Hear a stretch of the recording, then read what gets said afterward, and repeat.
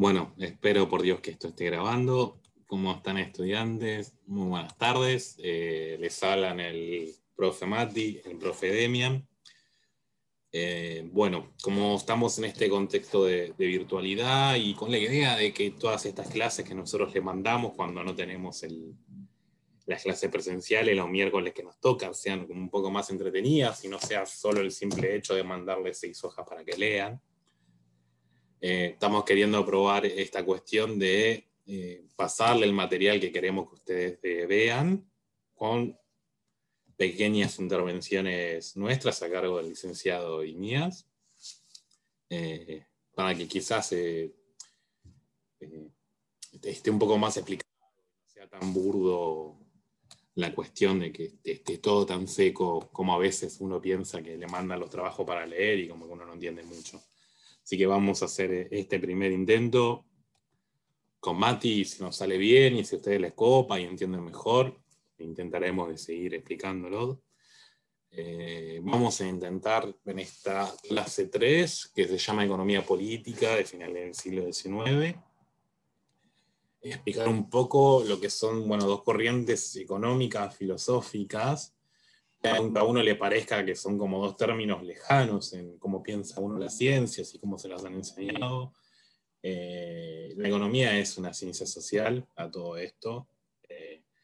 Más que uno piensa que son números, datos, estadísticas, PBI, esas cosas que uno lo siente un poco lejos, pero bueno, es un poco de comportamiento humano la economía, al fin y al cabo, y no tan predecible. Pensemos en 4 años de macrismo, por dar un ejemplo, que era inflación de 10%, 5%, 6%, y terminó siendo 10 veces más. Que no es tan mágico ni tan predecible el tema. Bueno, me estoy yendo a las ramas como siempre, y nadie para que me pare, salvo el compañero Matías acá. Pero bueno, vamos a ver muy por arriba, un poquito más o menos para que entiendan de contexto. Un poco hablamos de liberalismo y vamos a hablar un poco de comunismo. Estas dos corrientes, como dijimos, económicas y filosóficas, van a marcar mucho lo que es la historia de finales del siglo XIX y siglo XX y muchas discusiones que hoy en día se escucha mucho en la tele, que ponerle impuesto a los ricos comunistas, que no pagar impuestos es de liberal, que mayor, menor intervención del Estado, y todos esos temas que están dando vueltas y son conversaciones muy vigentes, pero que en general no están bien habladas, no están bien aplicadas. Y se dicen comunistas cosas que no son comunistas, y se dicen a veces liberales cosas que no son exactamente liberales. Así que bueno, no sé si querés agregar algo vos, Mati, en la introducción. Sí, bueno, un poco como venía diciendo vos, Demian, primero saludar a los Estus, espero que estén todos bien. Sí, como decías vos, un poco probando estos métodos tecnológicos para bueno, tratar de seguir con el ritmo de clase y sí hacerlo más dinámico. No, de lo que decías, sí, claramente la economía, pensarla como una ciencia social y política, porque si fuera ciencia exacta estaría todo el tiempo equivocada, ¿no? Como también decías un poco, todas las proyecciones y estadísticas, la proyección que se hace a futuro casi nunca se cumple. Eh, con respecto a lo que vamos a ver en este mini video que nos pusimos 20 minutos, también para no saturarlos a ustedes, sí, de lo que es el liberalismo o el comunismo, fue también un debate que a lo largo del siglo XX estuvo bien marcado, ¿no, Demian? Pensemos que nosotros ahora nos ubicamos a finales del siglo XIX, ahora un poco en Europa, con el auge del imperialismo, esta ambición de las grandes potencias europeas, grandes potencias, decimos, aquellas que tienen ese poder económico, pero no solo económico ahora, se suma lo cultural y lo social también, eso vamos a ir viendo, pero pensemos en esas potencias europeas, en esa ambición de quedarse con el mundo, por así decir. Esta ambición va a desembocar en la Primera Guerra Mundial, para asociar un poco los términos históricos. Pero ahora, si querés, Demian, arrancamos. Buenísimo, vamos bajando un poco acá, pero siguiendo un poco lo que habíamos hablado de Occidente y de lógicas occidentales, pensemos un poco esto. Nosotros veníamos de una época de colonialismo, por lo menos en Latinoamérica, África es otra historia, que era más de conquista territorial, que después con las sucesivas guerras revolucionarias acá hicieron que no sea tan fácil la cuestión de invadir. Las formas de ser un imperio, de llevar una colonia, por lo menos en Latinoamérica, a finales del siglo XIX o siglo XX y hasta ahora en día, son distintas. Incluso ahora son un poco distintas a lo que eran al principio del siglo XX. Pero las lógicas de dominación, como dijo el compañero Matías acá, son más culturales, son mucho más económicas. Vamos a hablar un poco de lo que es el liberalismo, ¿sí? No sé si querés leer, Mati, y vamos tirando postillas.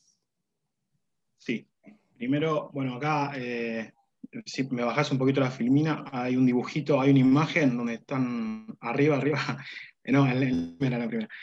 Ahí está. Hay una imagen, un dibujito acá, que lo ven a la derecha por acá, de la pantalla, y vemos una persona, ¿no?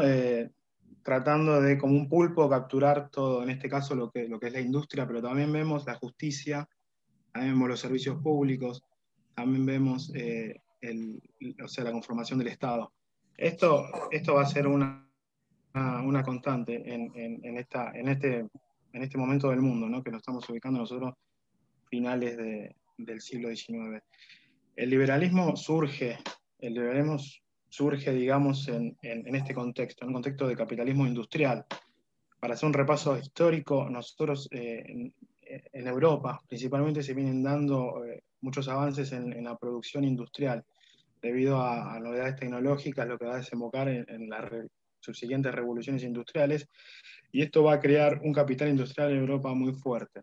Por eso, para ubicarnos, el liberalismo empieza a surgir en esta idea, la idea liberal, ¿no? Esta filosofía que promueve principalmente el individualismo, aquella idea de que uno, o sea, por las acciones propias de uno, se puede conseguir el progreso. Una cuestión que quizás yo personalmente no comparto, pero esta filosofía era la que reinaba en ese principio. Demian, no sé si querés. Sí, pensemos un poco revolución industrial, hay un boom de producción de mercancía y también implicaba que mucha gente más pueda llegar a consumir. Entonces esto implica que mucha gente tiene que empezar a trabajar, mudarse del campo a la ciudad. Hay muchas lógicas que del campo a la ciudad no se pueden mantener. Cuando hablamos un poco esto de trabajo productivo y reproductivo, pensemos que en la edad un poco más medieval, las personas que no eran dueños de tierra y no eran reyes, ni herederos, ni parte de la nobleza, estaban atadas a la tierra, como se decía en su momento. No esclavos de una persona, no siervos de un ser humano, sino que estaban atados a la tierra que ellos producían y trabajaban. Llegar un poco al capitalismo industrial modificó las relaciones que tienen las personas con la tierra y con su trabajo. Antes las personas trabajaban juntas, había una división sexual de las tareas, sí, obvio que había. No era que la mujer y el hombre trabajaban igual al mismo tiempo, no, pero no era tan marcado la diferencia. Con lo que surge la industria, empieza quizás el hombre a trabajar más en la fábrica y a la mujer quedarse más en la casa. Se marca como un hito, es mucho más fuerte la que es la división de tareas sexuales. Y eso también implica a su vez que haya una persona que consume porque necesitas trabajar, porque tenés un salario y ese salario lo tenés que gastar, tenés una producción enorme y la gente tiene que consumir. Es un mareo lo que estoy diciendo, pero tiene sentido. Si no entienden, después lo charlamos. Pero también hay un montón de industrias que surgen, un montón de capitalistas que surgen, cuyo fin no es que la gente trabaje, se desarrolle, sea feliz, que vos puedas tener tu casa, tu familia, no. Su fin es tener plata, producir plata y tener más plata. Entonces, ¿qué pasa con sus trabajadores? No importa. Pensemos que en ese momento no había muchos derechos laborales ni nada, que es la discusión con la que veníamos trabajando en la clase que tuvimos. Jornada de trabajo de 12 horas, trabajaban todos los días, se morían de enfermedades. Hay un chiste muy bueno de los Simpsons, no sé si se acuerdan, que había como un señor Burns que le revisaba los bolsillos a los trabajadores y se habían robado átomos que estaban picando una piedra. Que digamos que es un poco eso. Eras medio un esclavo como trabajador y no tenías como mucha posibilidad. Laborabas en pos de los deseos de el patrón de conseguir plata y seguir acumulando más guita. Hay muchas lógicas de ayuda o de lazos comunitarios que se rompen con ese tipo de ideas, me da la impresión. Y por lo que se ve.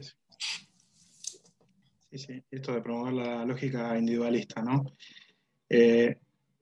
Lo que venía surgiendo y va a tomar mucha fuerza ahora es esta clase social, la burguesía, la denominada burguesía, que podríamos, un ejemplo rápido, podríamos asociar con el empresariado.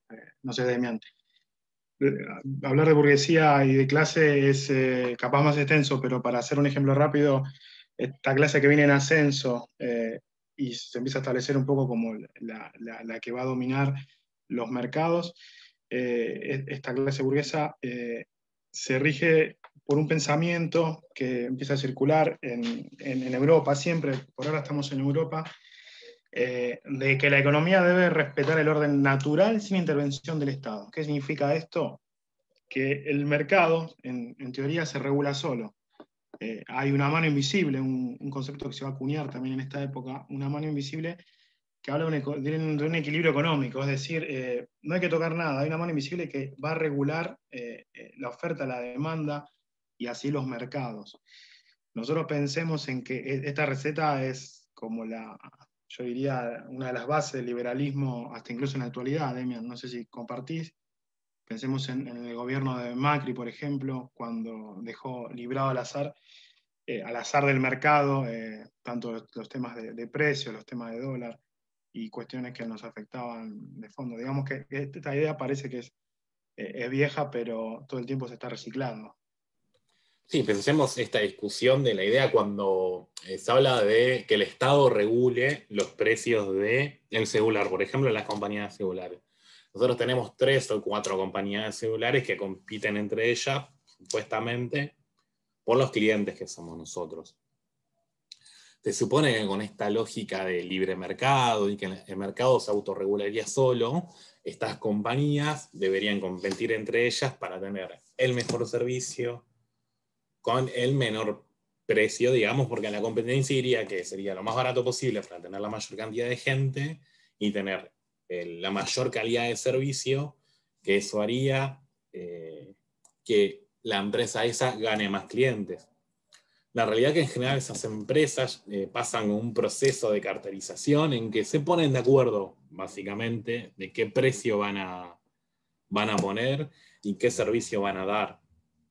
Cuando vos te pones a fijarte, nunca los llaman de distintas empresas de celular, de Movistar, de Claro, le dicen, bueno, tenemos una promoción para usted, papá, si se pasa de compañía. En el fondo, lo que pagás por esos servicios las tarifas son similares, muchísimo más allá de que el Estado intervenga o no. Hay un arreglo de que si una te sube 10, la otra te sube 9, la otra te sube 10. Pero se ponen muy de acuerdo en estas cosas. Es muy naif, para usar la palabra, que no sé cómo sería, muy inocente pensar que las empresas van a competir y van a ofrecerte el servicio con más calidad al menor precio cuando tranquilamente se pueden poner de acuerdo para cobrarte caro todas, con un servicio quizás no muy bueno, pero decente. Total, si vos vas a ver la competencia y todos tienen más o menos el mismo precio, no, no hay mucha posibilidad de encontrar otro margen. Y si por si acaso surgen otras empresas que puedan competir, las liquidan o las compran.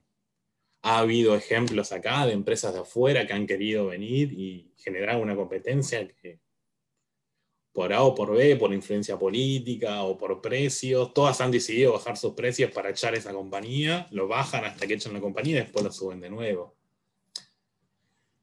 Confiar en ciertos apartados teóricos, en la realidad no lo termina demostrando, y con lo que es la mano invisible del mercado y la autorregulación de la gente, no, es un claro ejemplo de que no funciona. Tal cual. Para ir avanzando en esto que Demian nos describía muy bien y muy real, ¿no? Porque son ejemplos prácticos que al día de hoy lo podemos interpretar, están en nuestra realidad. Podríamos resumidamente decir que el liberalismo fomenta los intereses propios a costa de los demás. ¿Qué es esto? Lo que hablábamos anteriormente. Eh, Esta clase, la burguesía, lo que va a buscar es el bien propio.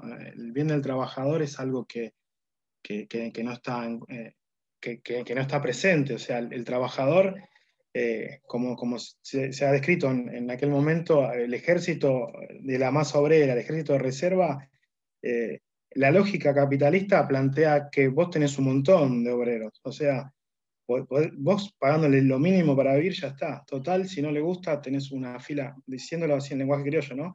Si no le gusta, tenés una fila de gente que está dispuesta a trabajar. Entonces, por eso decimos que el individualismo es algo que te lo pueden vender colorido, lindo, pero trae muchos problemas. ¿Por qué? La riqueza queda en pocas manos. Esto provoca la desigualdad y el desempleo. Esto es algo que en nuestro país hay un montón de ejemplos. Y lo que está pasando en el mundo, no solo en Argentina, en el mundo, se sigue aumentando la brecha entre ricos y pobres. Hay cada vez gente más rica y cada vez gente más pobre.